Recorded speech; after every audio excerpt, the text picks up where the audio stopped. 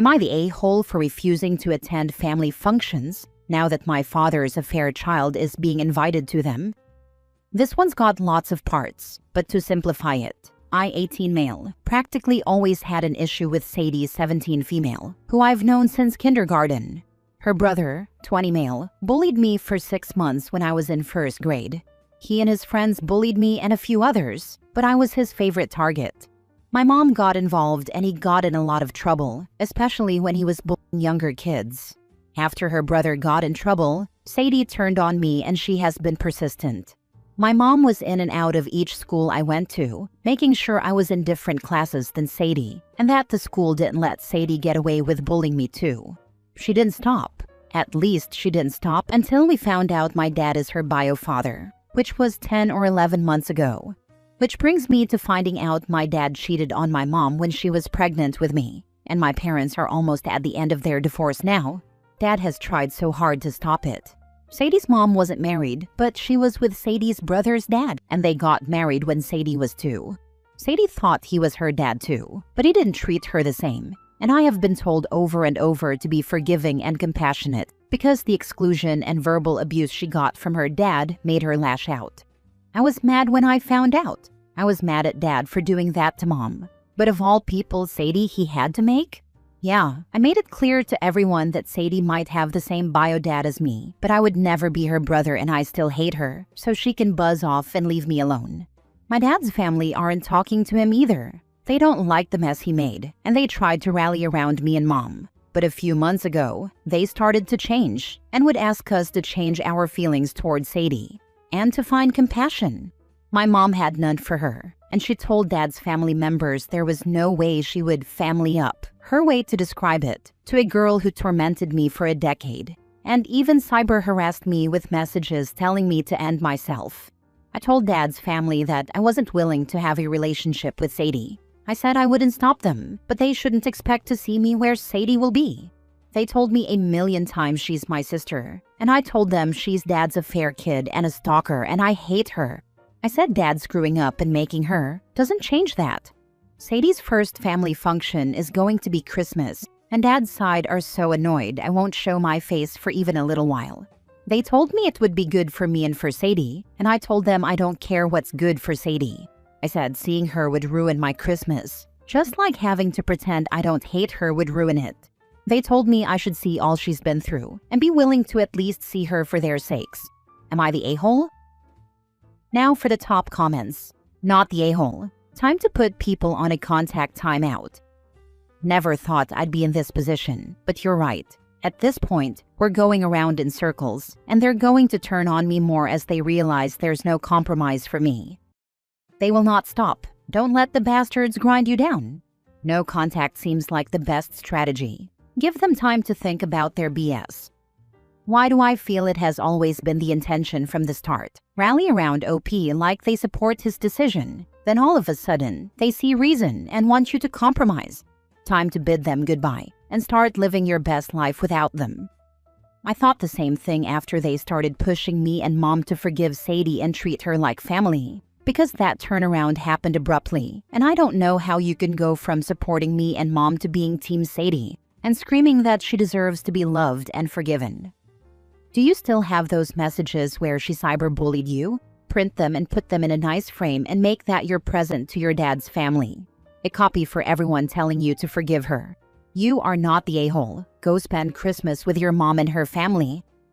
I sure do. A few of my cousins read them and even thought it was crazy for the older relatives her pushing me to forgive and be Sadie's brother. Do it, OP. Get a big cheap frame, print the messages, and put it in the frame. Wrap it nice and address it to the whole family. I'm kinda tempted to, but I don't know that it would do much except for pissing them off. Maybe some time of no contact would be better overall. At least it gives me a break from their pushing. Next story. Am I the a-hole for refusing to be my brother's live-in maid after he dropped out of college? My dad passed away a few years ago, and ever since then my brother has decided he is the man of the house. He dropped out of college. I do not think he was going to graduate anyway because he is not very smart. He works in construction, and he does help with some bills, and he fixes our cars and small things around the house. I appreciate that, but he acts like doing those things every few months gives him the right to boss me around every single day and order me to do all the everyday chores. When I came home from my lectures, I saw him fixing one of the cabinets. The first thing he said to me was, "The sink is full. Why did you not do the dishes?" It has been like that for 2 days now. I told him, "I always do my dishes. Those are literally yours and Mom's. I am not your maid." He then started guilt-tripping me and trying to emotionally manipulate me. He said, "I just came home from a 13-hour day, and the first thing I did was fix this broken piece of junk. Mom works 6 days a week. The least you could do is clean the house and do the dishes. I'm not even asking you to cook or do laundry. You are a leech." I told him, "I just came home from 3 lectures and a lab. I have to study for my final exams next week. I do not have time right now to be your maid." He replied, "Typical females of this generation. I will do the dishes and fix this. Go to the mechanic next time. Do not come to me again." I ignored him and went to my room. A few minutes later, he sent me a bank transfer request for $600 with a note that said, "Brake and oil change, parts and labor." For context, I am 1/3 of the household and I do 1/3 of the chores. I clean the kitchen and bathroom 2 to 3 days a week. I do my share, but he acts like it is never enough. I am also a nursing major, so I spend a lot of time studying. Meanwhile, he dropped out of college and uses our dad's passing as an excuse for everything. He was majoring in business, and nothing he claims to do around the house is something he does often. He does those things every few weeks, months, or even years. But he still expects me to clean every day like it is my full-time job. My mom rarely defends me and treats him like an angel. I am exhausted. As soon as I finish my degree and can afford it, I am moving out. Am I the a-hole? It is simple. Mechanic has to post prices in advance and have to have liability. Do not give him money and go to the real mechanic the next time. Your brother does not sound like a type to trust with brakes. Alternatively, send him bank transfer request for cleaning services. I wish I can go to an actual mechanic, but I'm broke at the moment. He gives me a few $100s every few weeks, and that's about it. Your brother gives you money? Just get a part-time job and stop relying on him. Way to leave that out of the post. Do you think he is giving you a few $100s every few weeks just from the goodness of his heart? He is not your parent. He should not have to give you an allowance. Seeing that he is, the least you could do is do extra chores around the house.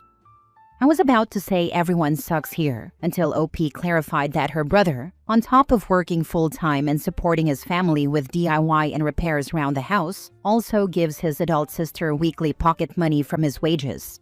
You're the a-hole. You're an adult living for free in your family home. You don't get to live like you would in a flat share when your mom and brother work their butt off to pay your way.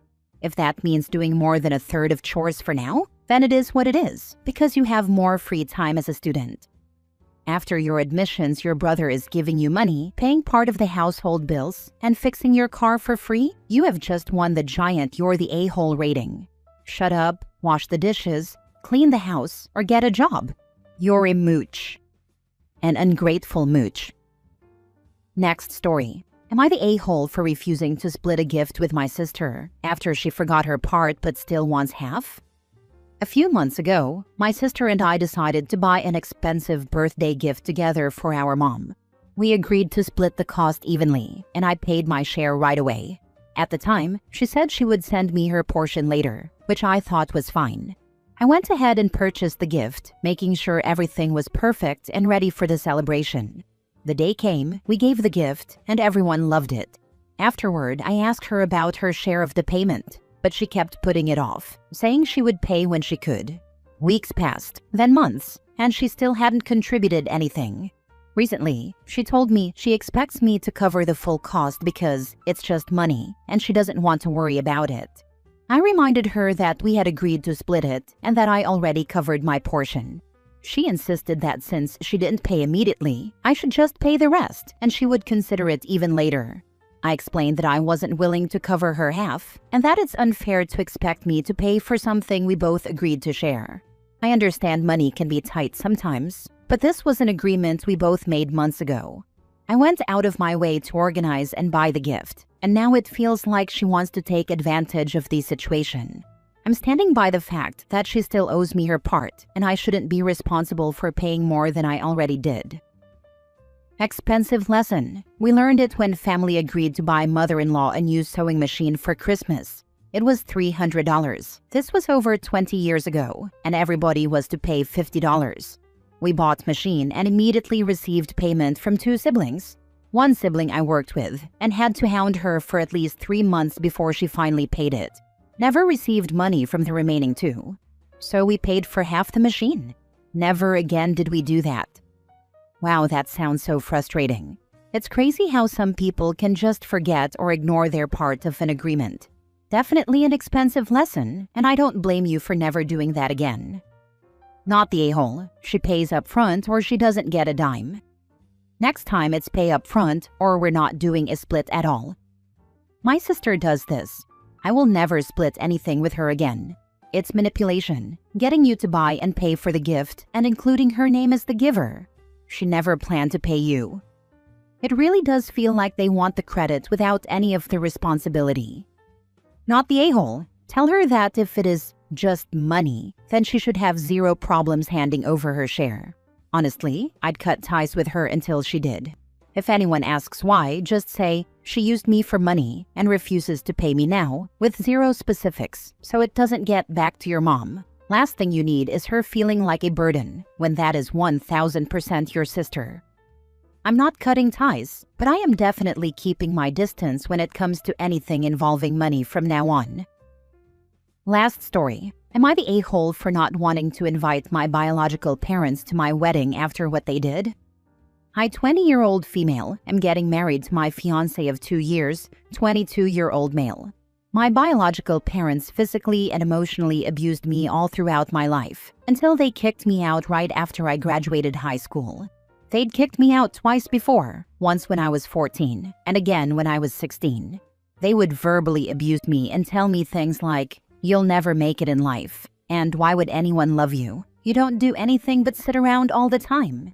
I'd suffered from depression since I was 8. 2 weeks ago, my fiancé and I were making our list of guests for the wedding. My biological parents came by unannounced and looked at the list, asking why they weren't on it, when my biological father was supposed to be the one to walk me down the aisle. What my biological parents didn't know before is that, when they kicked me out, I went to live with my maid of honor. We'll call her Amy. Amy's parents took me in just having turned 18, just graduated, and with nowhere to go. From that point on, I called Amy's parents my parents, and they eventually adopted me, making Amy not only my best friend, but also my sister. My biological mother, we'll call her Kristen, started getting in my face about not being invited to my wedding and said it was disrespectful and that she was supposed to be there because she gave birth to me. My biological father, we'll call him Marvin, got in my fiancé's face about how he was being a bad influence on me and how he'd never get the blessing to marry me. That's when I snapped and told them they're no longer my parents. They lost the right to call themselves that when they threw me out after I just graduated high school. Marvin was the physical and emotional abuser. Kristen was the emotional abuser. Kristen would look the other way when Marvin abused me physically. I had 3 broken ribs when they kicked me out. Am I the a-hole for not wanting to invite my biological parents to my wedding after what they did? Not the a-hole. Why are you allowing them over your house if they aren't invited to your wedding? Why are you in contact with them at all? Why can't you go no contact? Why did you forgive them enough to allow them back in your life if you don't want them at your wedding? Why did you even answer the door when they showed up? I'm not in contact with them at all. I blocked them on every social media platform, blocked their numbers, and got a new number myself. They showed up at my fiancé's and my apartment, having gotten our address from an old friend whom we no longer talk to. Not the a-hole. But are you absolutely certain your future husband didn't let them know where you were? Because it isn't uncommon for people who have normal families not to understand not wanting contact. I know you say it was through a friend, but make sure it wasn't your fiancé. It wasn't him. He was just as surprised as I was when they barged into our apartment unannounced, and I've seen his messages with people. Call the police next time they show up. And when I say call the police, I don't mean to threaten to call the police. Actually call the police and have them trespassed from your property. Don't invite them and start looking for a new place to live. Hi OP, hopefully you're already hardcore, never doing that again. But just in case you need a pep talk. My bio parents are not physically abusive, but have become more and more emotionally and verbally abusive, especially in adulthood. I let them back into my life after the second time they disowned me, not long before my wedding, and caved about letting them walk me down the aisle, rather than my grandparents, who realistically were my actual parents. My bio parents ended up steamrolling me on a lot of things I did and didn't want at my wedding, and then got worse and worse again until finally, after the sixth disownment, I've put my foot down about being no contact. Friends and family who actually care about me and believe, or firsthand witnessed, my parents' behavior, get it, and do not do things like betray my trust by forcing me back into contact with them. Those friends and family have also multiple times noted that I am noticeably more like my old self, and I was able to cut back on therapy after multiple breakthroughs because I was no longer being constantly activated. I've realized that my fawning with my parents was never nearly as calculated as I thought, and I was never going to get through to them to be actually kinder people. You owe your bio parents nothing. Even if they'd been model parents at some point in your life, which sounds like they never were anyway, they have treated you like dog crap since. I can guarantee you the only reason they are making a stink is because, by them not being there at the wedding walking you down the aisle, it is readily apparent to more people than ever how horribly they treated you, and they want to save face. Let them reap what they sowed. I agree with others that you should get a camera on your door, never answer if they're the ones at it, and instruct anyone else in your household or frequently over to do the same. Block them on everything if you haven't already. And obviously, huge not the a-hole,